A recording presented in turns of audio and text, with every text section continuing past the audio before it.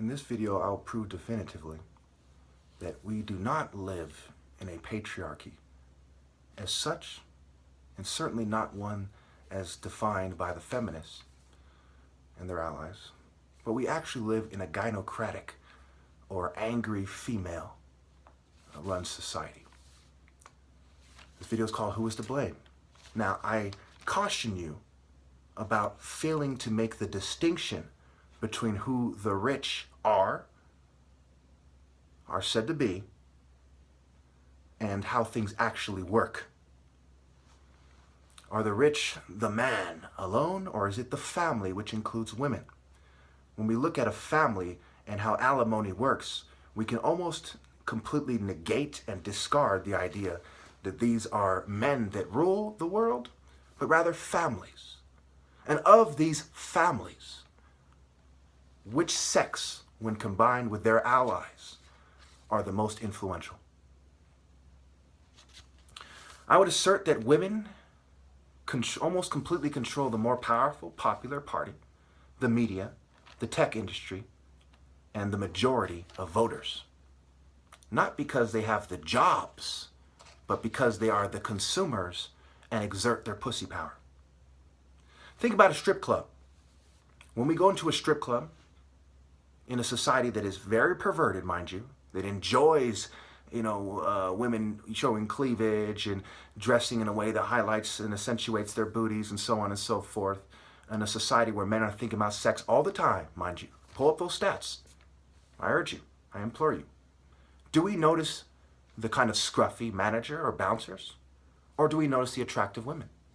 I would also assert that we live in somewhat of a strip club society as it is, where women are known to walk topless and protest damn near naked, where women are scantily clad and are encouraged by their peers, and sometimes even their families, to be so. Women have damn near a monopoly on reproduction. An attractive woman is said to exert almost as much power as a president in a country when it comes to the people she influences in her immediate vicinity. They choose the guy, they choose to have sex with him to the point where they're pregnant, they choose to have the child, and they raise him. That is how it's always been until this point where we see the power openly shifting toward the women. The last Democratic candidate who won was a woman, Hillary Clinton, right? Who won the Democratic nomination. 85% of consumer purchases are said to be controlled by women. There are more women than men in this democratic society known as America. When we look at roofies and rape statistics, obviously it shows us definitively that men are more starved for sex than women. Certainly we could consider how women could conjure up a way to rape men when men have used all kinds of ways, coercive sex and so on, to rape women. We look at the military, right? Men are willing to accept inferior housing and food for a cause. And their favorite cause, and where their heart really is, and the most powerful component of psychology, certainly in regards to men, is women, pussy, and their pussy power. Feminine influence, if you will.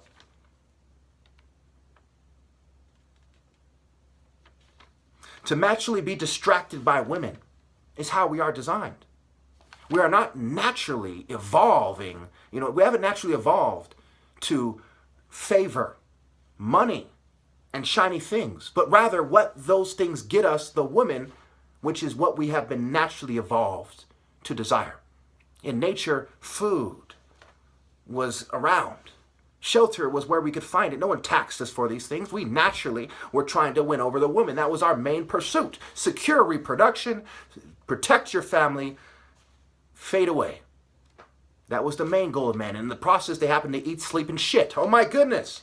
That wasn't their main pursuit, nor was it what they were, naturally designed to pursue. It was women. It was mating. Imagine now, you skeptical men, you manginas, you white knights. Imagine if you were an alpha male or the average male. And you see a woman starting to undo her silk blouse, to unhitch her bra, and to start looking at you flirtatiously in the audience. Would this distract you? Would this draw your attention? Now imagine you're not even giving a speech and you're in public. If she starts to overtly show signs that she wants you to think about her sexuality, certainly you can see right away the effect it has.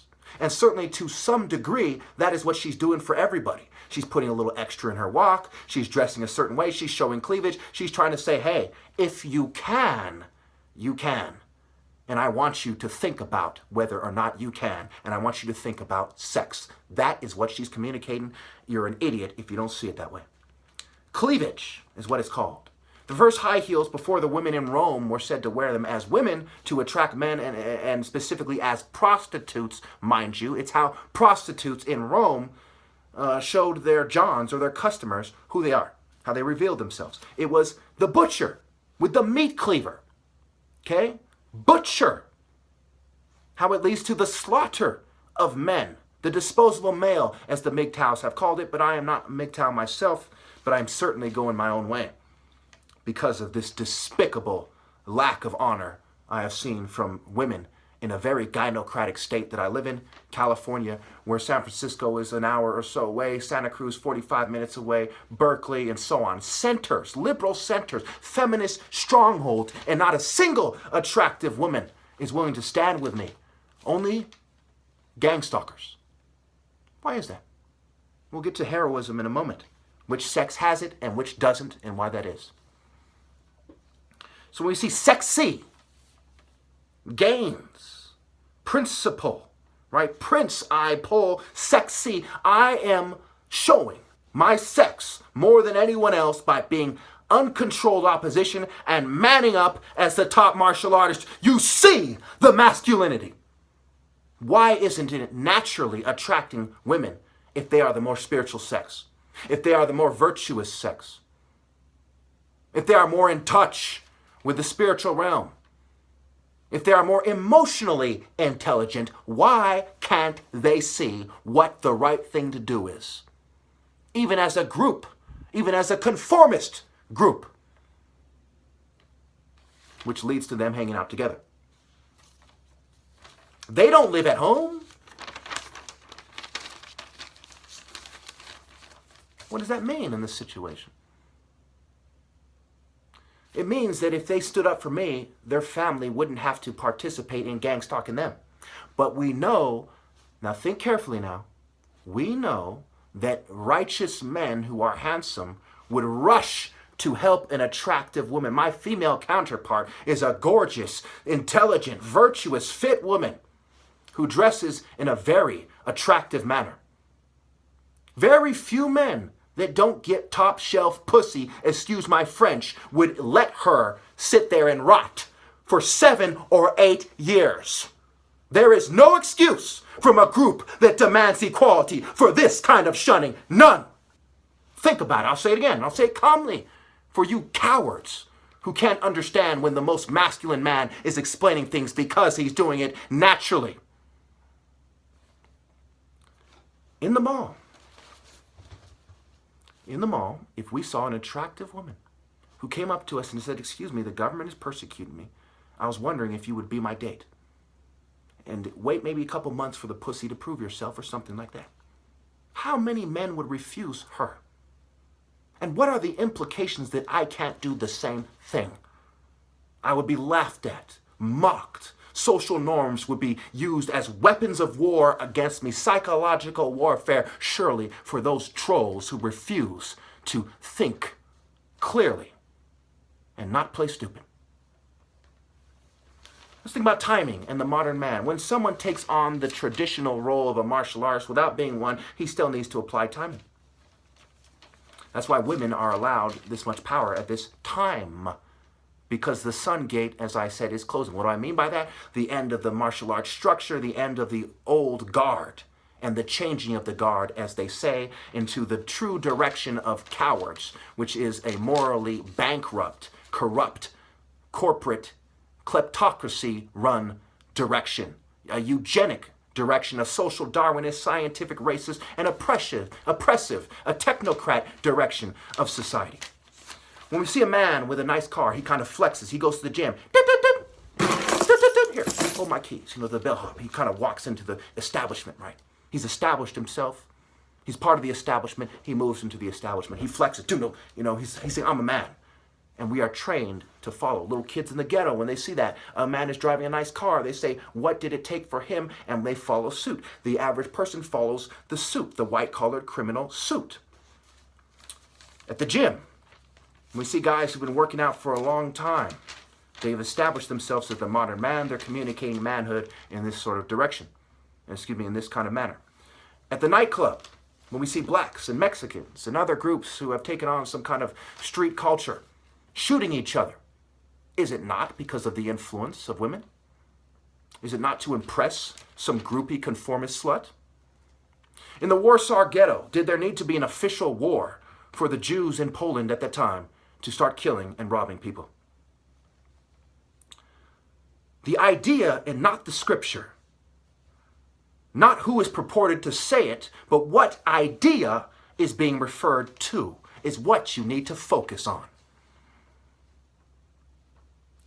We see the secret society argument, where they say they're harmless. It's similar to the KKK argument.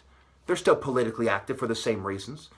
If you are in that group, you're part of the politics of that group, then we know that includes empowering women, like on the plantation. The first house niggas were women.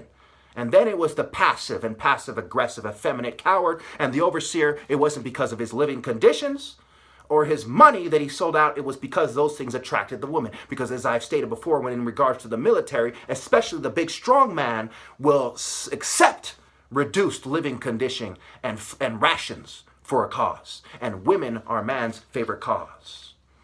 Why should one's religion create the type of people that shun the righteous political dissident? Why should one's feminist perspective?